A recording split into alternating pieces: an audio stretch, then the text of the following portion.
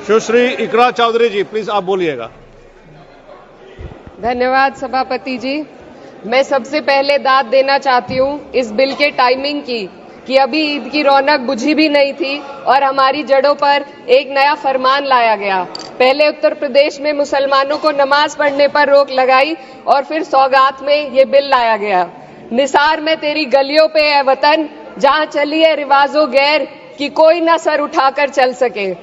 मैं सभापति जी आपको ये बताना चाहती हूँ कि ईद के मौके पर एक विधवा महिला अपनी लड़की के साथ मेरे पास आई और उसने बताया कि वह एक वक्फ की प्रॉपर्टी में रहती है, वही उसके सर पर छत का काम भी करती है और उसकी रोजी रोटी भी वहीं से आती है। वो इस बिल को लेकर इतनी फिक्रमंद थी कि कहीं उससे वो उसकी संपत्ति ना छीन ली जाए। वो अकेली एक ऐसी महिला नहीं है, ऐसे लाखों लोग हैं जो वक्फ की गरीब महिलाएं जो वक्फ की संपत्ति से अपना रोजगार चला रहे हैं। और ये जो वक्फ बाय यूजर क्लॉज के हटाने से लाखों वक्फ की जायदाद अपना स्टेटस खो देंगी और लाखों लोग इसी तरीके के लोग सड़कों पर आ जाएंगे। वक्फ क्या है? वक्फ बाय यूजर क्या है? इसका ये मतलब है कि कोई जायदाद अगर सालों से दीन और भलाई के कामों के लिए इस्तेमाल हो रही हो तो वो खुद ब खुद वक्फ मानी जाएगी। हिंदुस्तान की अदालतों ने भी इस बात को तस्लीम किया है।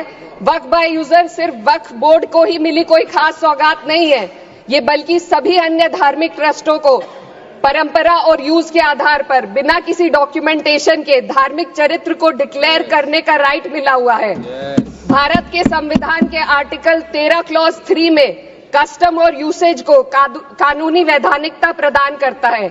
इसी आर्टिकल से वक्फ बाय यूजर भी निकला गया है। इस बिल के कानून बनने पर वक्फ बोर्ड तो इस प्रोविजन से हाथ धो बैठेगा, लेकिन अन्य धार्मिक ट्रस्टों को यह सुविधा जारी रहेगी। इससे भारतीय संविधान के आर्टिकल 14 और 15 का सीधा उल्लंघन है, जो धर्म और जाति के आधार पर भेदभाव और कानून के सामने सभी की बराबरी पर जोर देता है। मैं इसके साथ ये भी कहना चाहती हूँ कि सत्ता के लोग जो एक दूसरे की पीठ थपथपा रहे हैं कि वक्फ बाय यूजर का जो अमेंडमेंट इन्होंने दिया उसको एक्सेप्ट कर लिया गया है, लेकिन इनकी शरारत यह है कि उसके साथ ही एक ऐसा प्रोवाइजो इसमें शामिल किया गया जिसके आधार पर यह कहा गया है कि अगर कोई भी वक्फ की संपत्ति विवादित हो तो वो अपना वक्फ स्टेटस खो देगी। तो जो अमेंडमेंट इन्होंने दिया है जिसको एक्सेप्ट कर लिया गया है उसका कोई मतलब नहीं है, ये इनकी नीयत है जो साफ जाहिर हो रही है। सोने पर सुहागा एक काम और किया है, सरकार ने वक्फ की कानून के सेक्शन 107 को हटाकर लिमिटेशन एक्ट में 12 साल तक ही किसी के खिलाफ अदालत में जाने का प्रोविजन है। सेक्शन 107 में बोर्ड को लिमिटेशन एक्ट से राहत मिली हुई थी। वक्फ बोर्ड कभी भी अवैध कब्जाधारियों के खिलाफ अदालत जा सकता था। अगर ये सेक्शन ना हो तो अवैध कब्जा करने वाले लोग कानूनी प्रक्रिया का फायदा उठाकर वक्फ की प्रॉपर्टी को हड़प सकते हैं। अन्य धार्मिक ट्रस्टों पर भी ये लिमिटेशन एक्ट लागू नहीं होती, तो फिर वक्फ बोर्ड के साथ ये सौतेला रवैया क्यों किया जा रहा है? धर्म को देखकर दोहरी नीति क्यों अपनाई जा रही है? सेक्शन 107 और वक्फ बाय यूजर को अगर एक साथ पढ़ा जाए तो इससे लाखों वक्फ की प्रॉपर्टी पर कब्जा किया जाएगा। इसलिए ये बिल मुसलमान की भलाई का नहीं बल्कि उनके वजूद और विरासत को मिटाने का बिल है। हिंदुस्तान में बहुत सारे धार्मिक ट्रस्ट हैं जिसमें उस खास मजहब के लोग शामिल होते हैं और उसका इंतजाम करते हैं, और ये बात समझ में आने वाली भी है क्योंकि जो व्यक्ति अपने मजहब के रीति रिवाज को जितना अच्छे से समझ सकता है किसी अन्य मजहब का व्यक्ति नहीं समझ सकता। आर्टिकल 26 क्लॉज 2 के तहत धार्मिक संप्रदायों को अपने मजहबी इदारों के एडमिनिस्ट्रेशन का हक देता है, लेकिन वक्फ बोर्ड के बारे में इसको उल्टा किया जा। Sir 2 minute sir please 2 minutes. सरकार इसे एक सेक्युलर बॉडी मान रही है और इसमें गैर मुस्लिमों को शामिल करने की बात कह रही है। आपके मुंह से सेक्युलरिज्म की बात सुनकर अच्छा लगा, लेकिन अगले ही पल ये भ्रम टूट जाता है क्योंकि आपको सिर्फ दान देने के लिए प्रैक्टिसिंग मुस्लिम का आपने क्लॉज डाला है, लेकिन बोर्ड में बैठने के लिए मुस्लिम होने की कोई आपकी क्लॉज नहीं है। तो इससे आपकी जो दोहरी नीति है वो साफ जाहिर होती है।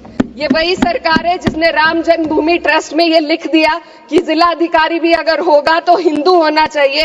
कोई मुझे बताए कि वहां पर सेक्युलरिज्म का रस क्यों नहीं घोला गया। सर, आखिर में मैं अपनी बात को खत्म करने से पहले महिलाओं का मुद्दा बार बार उठाया जा रहा है। सरकार का कहना है कि बोर्ड में मुस्लिम महिलाओं को रिप्रेजेंटेशन देंगे। इस कानून से पहले भी मुस्लिम महिलाएं बोर्ड में मेंबर रह चुकी हैं और मिनिमम 2 का प्रोविजन था, उससे ज्यादा भी हो सकती थी।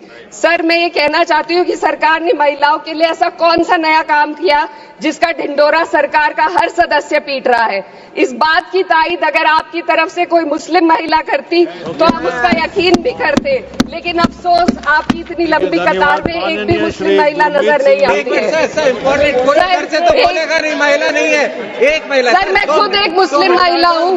मैं सिर्फ एक सर, मैं माइनॉरिटी महिला हूँ। इस सदन में हम सिर्फ 2 महिलाएं हैं और उस नाते से मैं ये बात कहना चाहती हूँ कि इस बिल के माध्यम से मुस्लिम महिलाओं को कुछ नहीं मिल रहा है। ये हमें कुछ नहीं देना चाहते, सिर्फ टोकनिज्म हमारे नाम पर बनाकर एक नैरेटिव मीडिया में चलाना चाहते हैं। तो ये बिल मुसलमान की भलाई का नहीं, उनकी पहचान को मिटाने का है। सर, अंत में मैं बस यही कहना चाहती हूँ कि कागजों की कैद में बस नाम रह जाएंगे, वो जो हमारे थे सिर्फ दावे में रह जाएंगे। इस बिल के द्वारा मीठी ईद के जायके को कड़वा करना, यही असली सौगाते मोदी था। बहुत बहुत